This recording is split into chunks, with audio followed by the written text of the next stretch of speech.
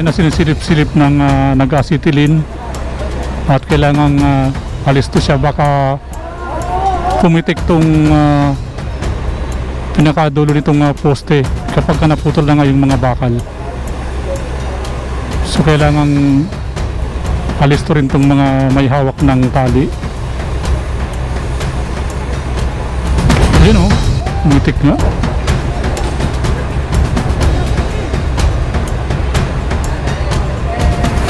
So kailangan talagang nakasecure muna yung tali sa crane.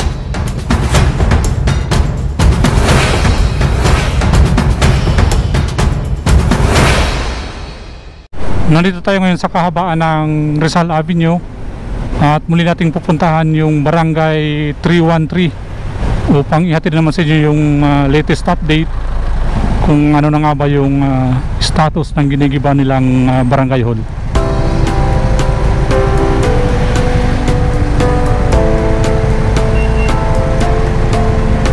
Okay, let's go.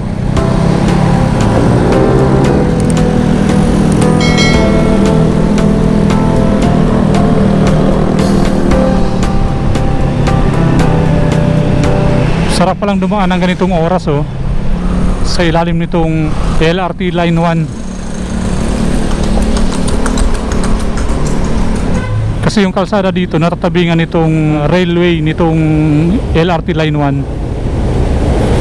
Kaya malilim oh. Okay, patawid tayo dito sa Tayuman Street.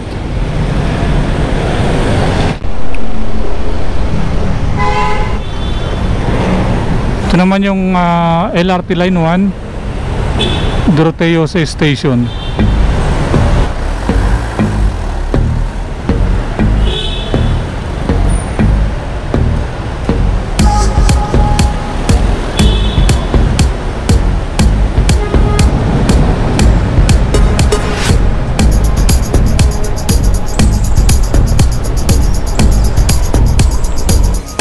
At nandito tayo ngayon sa panulukan ng Teodora Alonso Street at ng Doroteo Jose.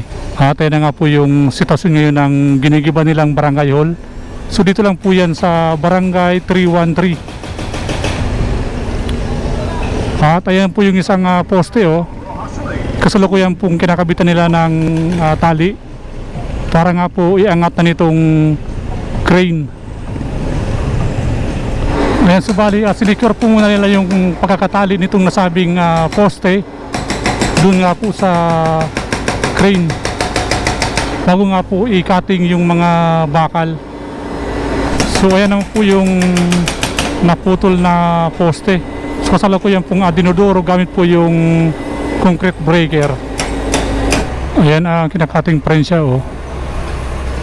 Ayan sinisilip-silip ng nag-acetylene at kailangang alis to siya, baka pumitik tong pinakadulo nitong poste kapag naputol na nga yung mga bakal.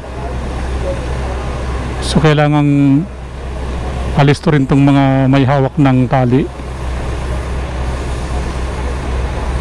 Ayun oh, pumitik nga.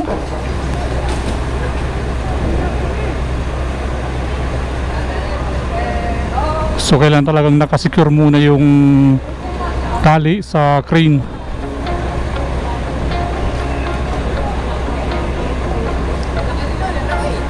Ayan, so isa na namang poste ng nasabing barangay hall yung naputol.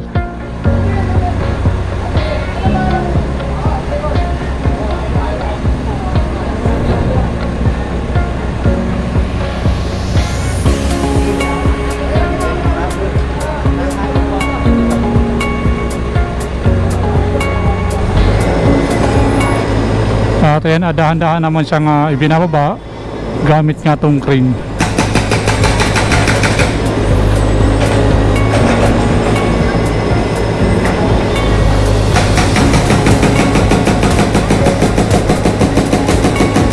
Ayan siya oh. Ang bigat yan.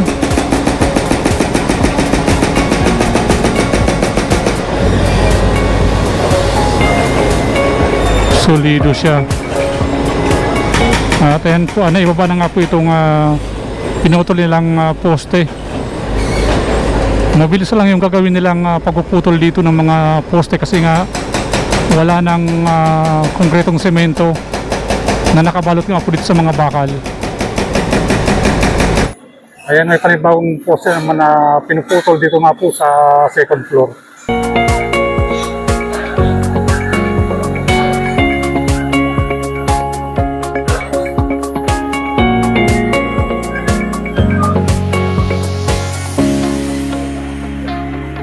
So ito po yung mga nakaalalay sa tali dun nga po sa poste para hindi po siya tipitik or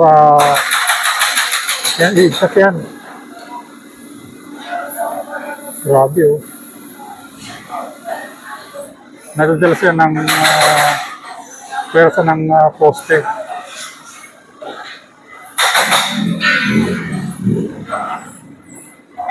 So ayun po yung crane na nakaalalay nga po dito sa nasabing poste.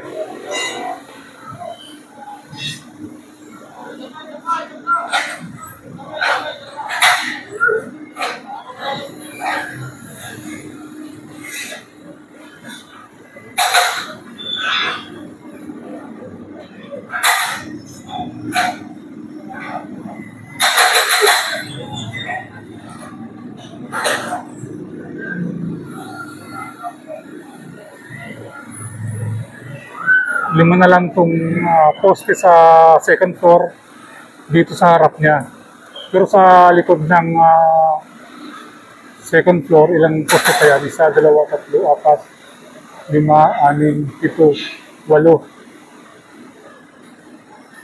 Walo pang poste ng second floor yung nakatayo doon sa may bandang likod. Pero yung mga poste sa harap niya, dito nga po sa second floor, ayan, alin mo na lang. Ayan o.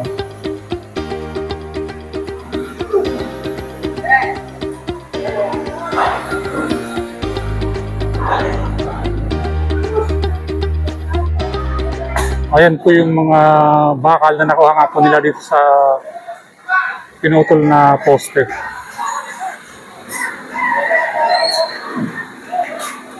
So pagkatapos kung durugin yung mga nakabalot na konkretong semento, ayan na po yung bakal niya.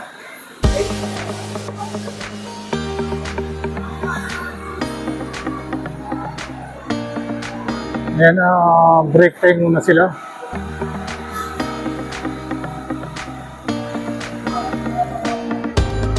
Ayan o. So yung mga tao sa taas, nagsibabaan muna para nga mag-break time. Hanggang dito lang muna ang ating latest update. Patungkol nga po dito sa Ginigiban na lang Barangay Hall.